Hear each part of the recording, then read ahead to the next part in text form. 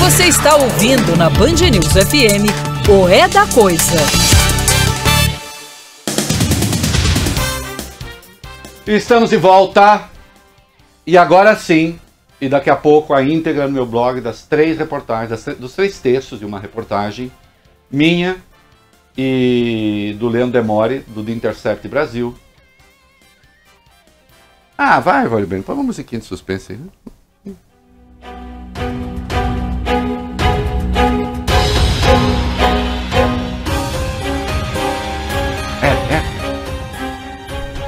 Tá, suspense meio fraco esse, né? Olha aqui. Presta atenção. Eu vou te falar de uma ilegalidade. De algo que jamais poderia ter acontecido. No dia 16 de janeiro de 2016, Deltan envia uma mensagem a Sérgio Moro com um pedido realmente inusitado. Deltan para Sérgio Moro.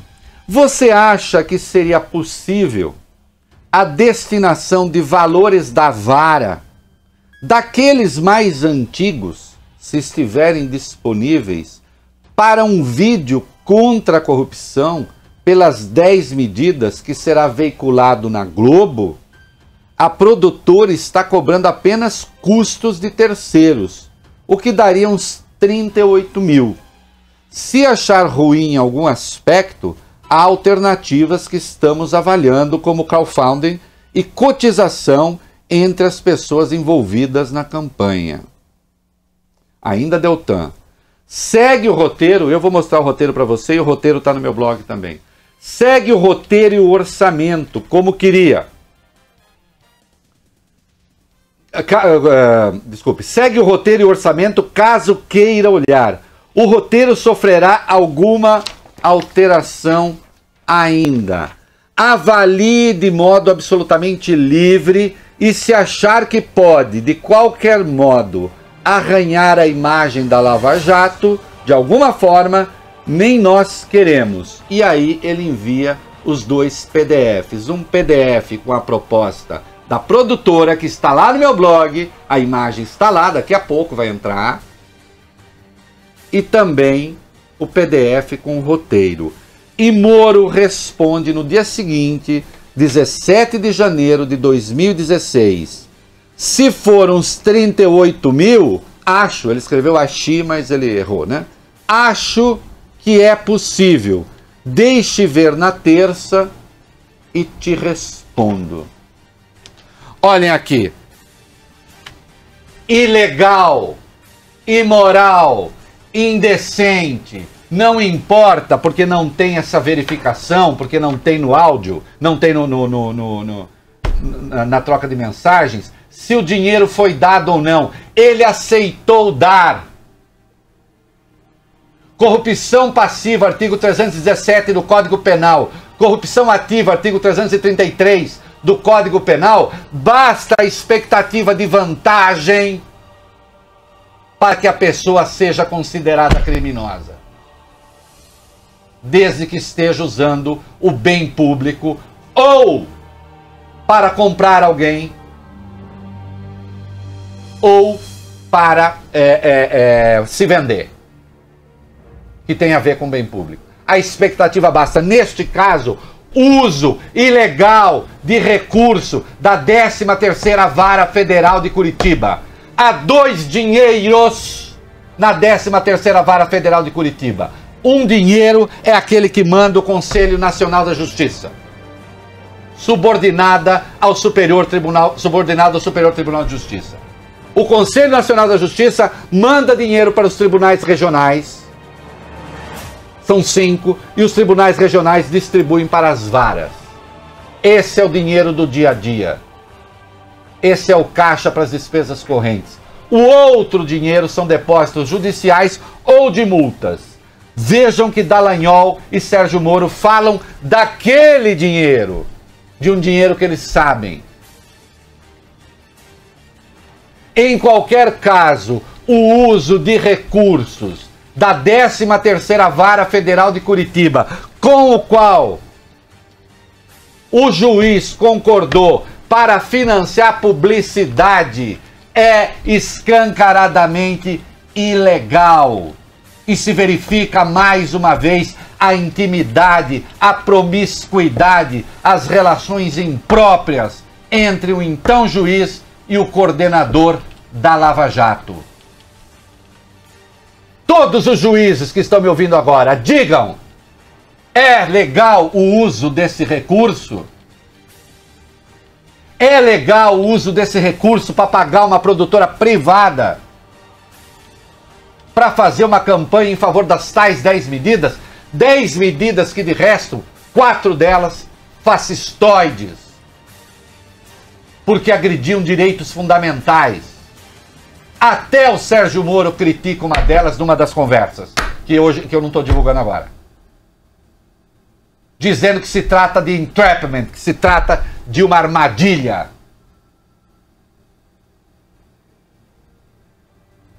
Dinheiro ilegal, usado ilegalmente. Procurador, coordenador da força-tarefa, pede dinheiro para juiz e juiz concorda em dar.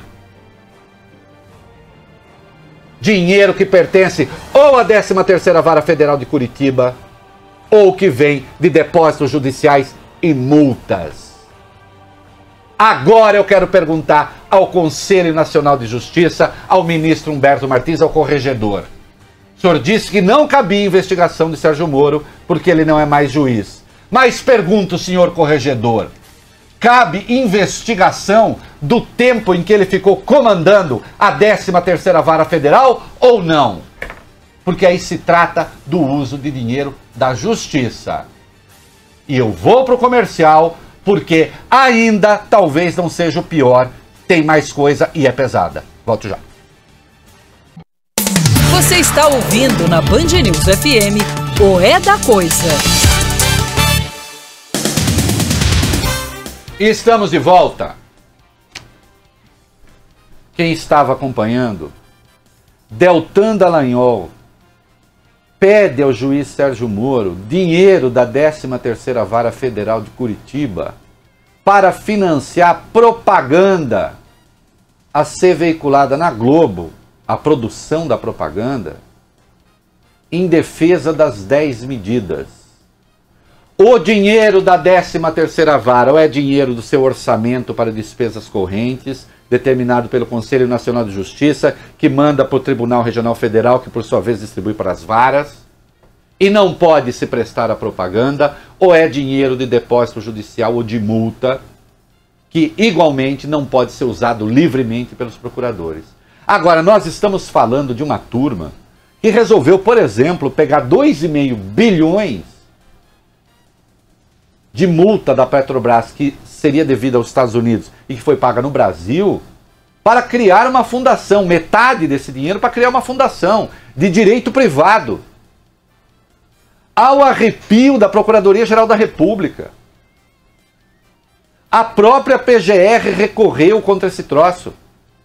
E o ministro Alexandre de Moraes deu uma liminar suspendendo a homologação deste absurdo, que foi homologado pela juíza Gabriela Hart, que substituiu Sérgio Moro interinamente na 13ª Vara Federal de Curitiba, alegando que faltava recursos para o combate à corrupção. Então agora, a Lava Jato decide quando e como usa dinheiro público a seu bel prazer e ao arrepio de tudo. Ah, mas combater a corrupção não é bom? Usar um dinheiro ilegalmente é bom? Um juiz se juntar com um procurador em favor do uso ilegal de recursos é bom? Venham cá, os 2.000 juízes federais quase, associados à AJUF, 200 deles fizeram uma manifestação em favor do Moro. Vão fazer uma manifestação em favor do Moro agora? Isso significa que vocês fazem a mesma coisa? Que também as suas respectivas varas têm que ser submetidas à auditoria para saber como vocês estão usando dinheiro?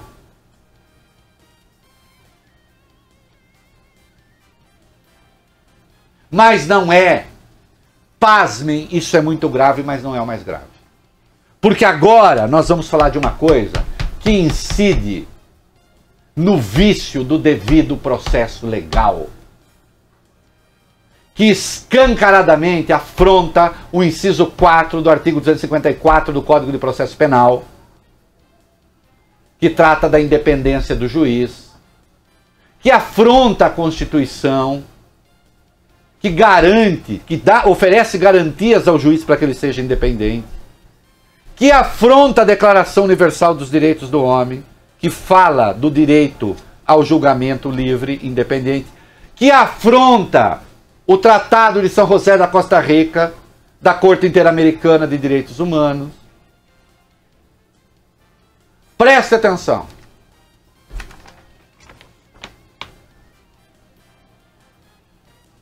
No dia 3 de setembro de 2015, Deltan Dallagnol manda uma mensagem para Sérgio Moro.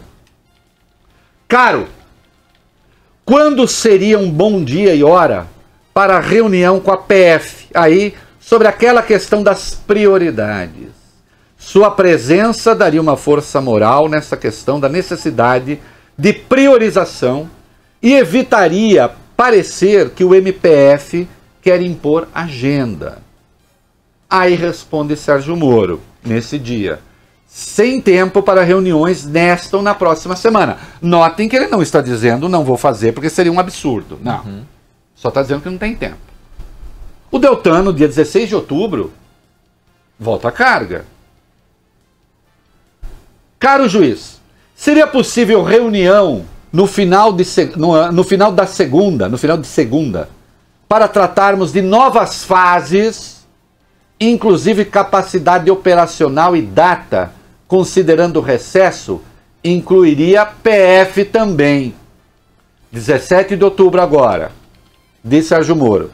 Penso que seria oportuno, mas segunda seria um dia difícil. Terça seria ideal. Moro ainda. A não ser que seja segunda pela manhã. Deltan, terça, 9 a.m. Ele não usa 9 da manhã, não. 9 a.m., porque, enfim, americanos, né? Terça a.m., pode ser? Aí, Deltan, ou 10, no dia 18, o juiz decide, 10h30. No dia 19, marcado então.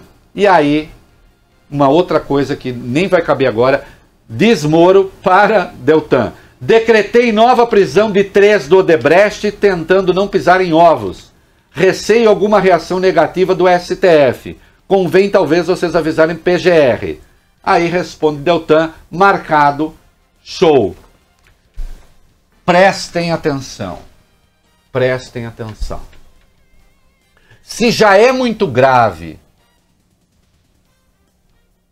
que Ministério Público e juiz se reúnam para definir novas fases da Operação Lava Jato, o planejamento da Lava Jato, o que evidencia que Sérgio Moro não era juiz isento, não era juiz imparcial.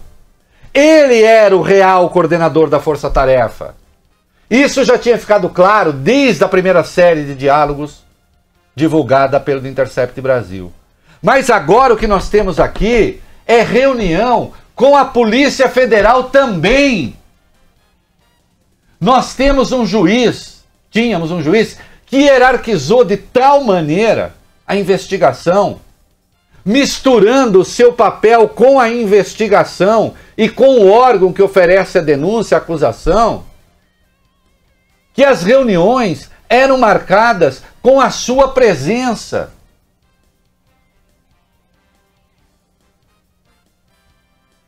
Eu não vou apelar a Morominion, eu não vou apelar a Bolsominion, eu não vou apelar a petista que está ouvindo, eu não vou apelar a esquerdista que está ouvindo, eu não vou apelar a liberais que estão ouvindo. Eu quero apelar aos 2.000 quase juízes federais do Brasil e aos quase 18.000 juízes que há no Brasil e lhes perguntar: isto é normal? Isto é legal? Respondam para si mesmos, respondam para seus filhos, respondam para seus alunos.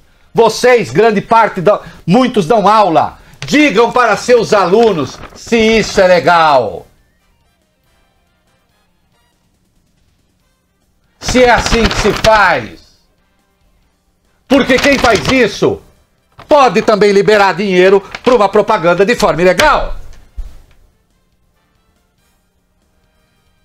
Oh, não. Eu conversei com juízes. Se uma operação está deflagrada e pode haver risco de confusão, vale bem, uma reunião de emergência é possível. Uma reunião de emergência é possível. Como aquela absurda decretação da condução coercitiva do Lula, se houvesse alguma reunião ali, porque houve risco de tumulto, isso é possível. Reunião para planejar fases da operação, para decidir o futuro da operação, aí não. Aí não. Aí é preciso rasgar o Código de Processo Penal. Aí é preciso rasgar a Constituição. Aí é preciso rasgar a Declaração Universal dos Direitos do Homem. Aí é preciso rasgar o Pacto de São José da Costa Rica, que garante o direito a um julgamento independente, com um juiz imparcial.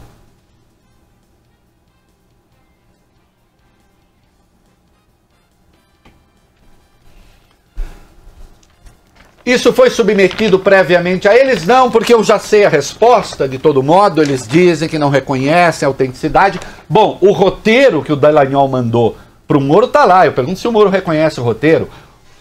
O orçamento mandado pela empresa está lá, ou a empresa vai negar que existe o orçamento? Mas em havendo explicação, que não seja ofensa, a gente publica.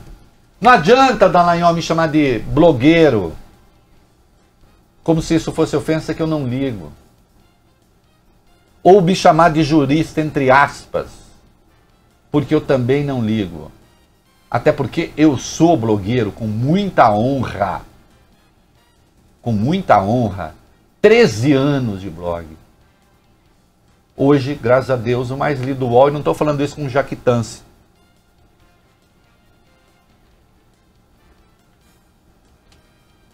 Com muita honra. E colunista também. Tudo com muita honra, com muita decência, com muita dignidade no meu trabalho. Defendendo sempre a lei, defendendo sempre o Estado de Direito, defendendo sempre o devido processo legal. Os petistas sabem o quanto eu briguei com eles. E eles sabem também o quanto me ofenderam. Se eu tivesse medo de desqualificação, se eu tivesse medo de ofensa, quando o PT parecia mais eterno do que os diamantes, eu não teria feito as críticas que fiz. Não obstante, assim que eu notei ilegalidades na Lava Jato, passei a criticar sim, e que fique claro ainda uma vez. Alguns idiotas dizem que eu passei a bater na Lava Jato quando vazaram uma conversa minha com uma fonte que de resto não tinha nada de legal. Não! Eles só vazaram a minha conversa com a fonte que aconteceu em 2017, porque eu já estava batendo na Lava Jato. Em 2016, na primeira série de diálogos do Intercept, já ficou claro que o Deltan se referia a mim em conversa com o Moro como jurista, entre aspas. Eu posso ser jurista, entre aspas, mas sou cidadão, sou jornalista e tenho vergonha na cara, sem aspas. Tchau. Você ouviu o É da Coisa, na Band News FM.